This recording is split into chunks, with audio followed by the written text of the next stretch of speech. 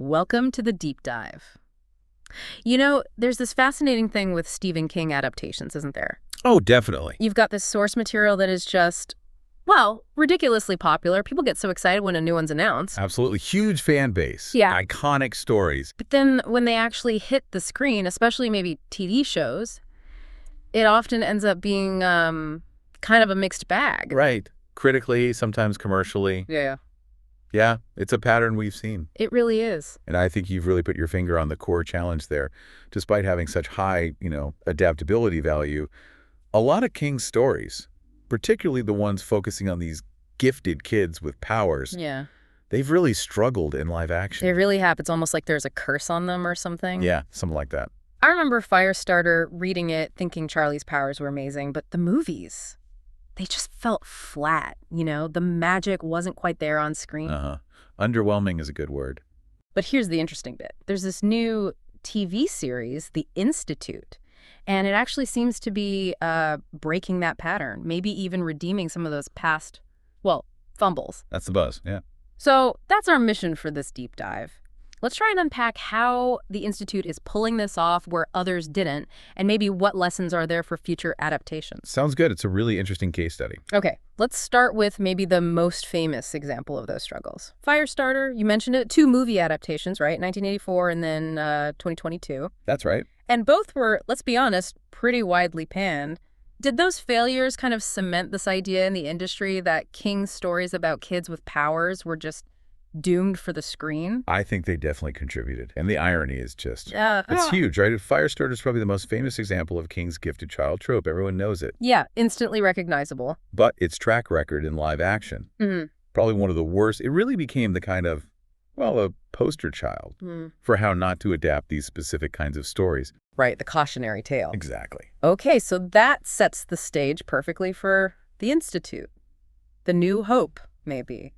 It's based on a King novel that's, 6 years old now? Yeah, relatively recent in King terms. And it's streaming on MGM+. Is this the show that could actually change this trend we've been talking about? What are people saying so far? Well, the initial signs are promising, I'd say. It's got a Rotten Tomatoes score around 69%. Okay, 69%. Not setting the world on fire, maybe. Right. It's not, 99% acclaimed or anything. But here's the key thing. It's significantly better than how either of the Firestarter movies were received. That's a fair point. Context matters. It does. And more importantly, from what we're seeing, it seems to be doing a much, much better job of capturing the essence of what it's like to tell a story, focused mainly on kids dealing with these psychic abilities.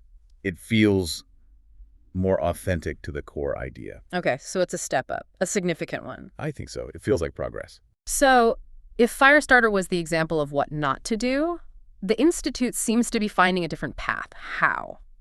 What's the magic formula here? Is there a secret weapon?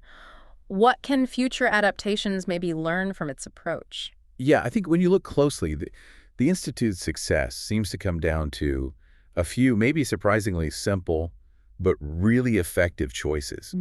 The biggest one, probably time. Time. How so? Well, it's a TV series format, right? 1 season, 8 episodes. That gives it so much more room to actually cover the original story compared to a 2-hour movie. Right. Movies have to compress so much. Exactly. And that extra space, that canvas, it lets these complex King narratives actually breathe. You get more time for fleshing out the characters, letting them evolve. That makes a lot of sense. Movies, especially horror maybe, often feel like they need to rush to the big moments, the scares. Precisely. Yeah. And that brings us to the second key thing. The Institute does well. It's really good at delayed gratification. Nah. It actually starts by focusing heavily on character development, right from the early moments.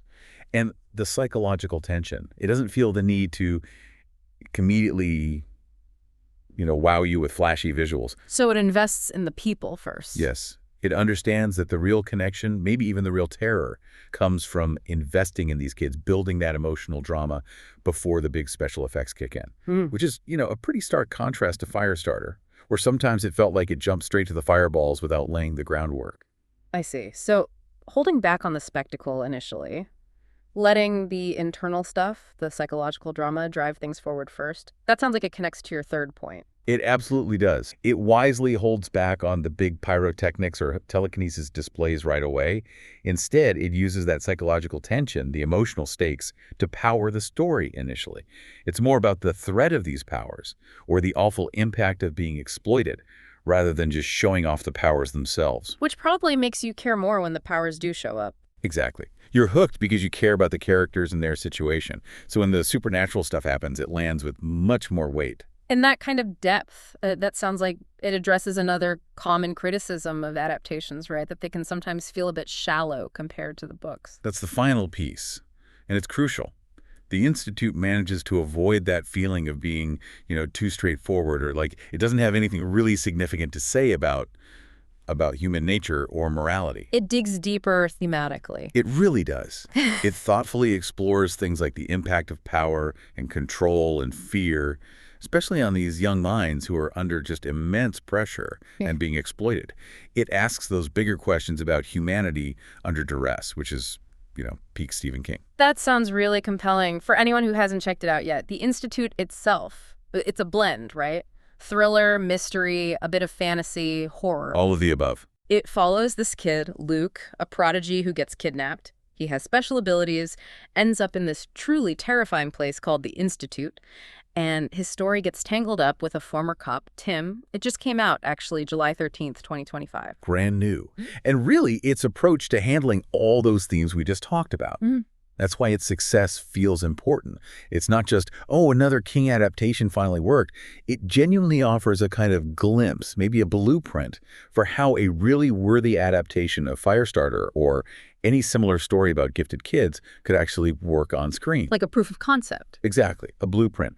So I think the main takeaway here is the Institute isn't just another adaptation that kind of, lucked out and stuck the landing. It really feels like a valuable model. A blueprint for how you translate these complex character-first stories, especially the ones dealing with gifted kids and their unique pressures successfully to the screen. It's a great example of prioritizing that narrative depth over just the immediate visual wow factor.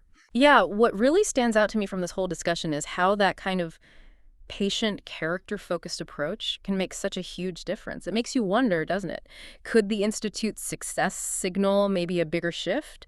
Are audiences, and maybe creators too, starting to lean more towards adaptations of these power-focused stories that are more psychological, more character-driven, instead of just wanting the instant spectacle? It's a really interesting question. And if so, what does that mean for the future? Not just for King adaptations, but maybe for storytelling in general. Is patience, is character depth, are those the new superpowers we should be looking for? Definitely something to think about.